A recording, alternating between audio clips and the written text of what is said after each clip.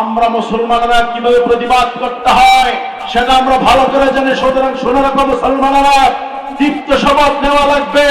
আমাদেরকে যদি কোরআন সুন্নাহ থেকে আমাদেরকে যদি আলাদা করতে চায়, আমরা মুসলমানরা আমাদের আব্বা ইব্রাহিম আলাইহিস সালাম থেকে শিক্ষা পেয়েছি, প্রয়োজনে জীবন দেব, ফাঁসির কাষ্ঠে জ্বলব, বাতিলের কাছে মাথা নত করা যাবে না।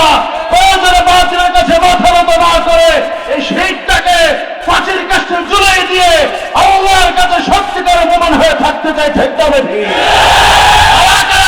হাত তোলা লাগে দেখাও।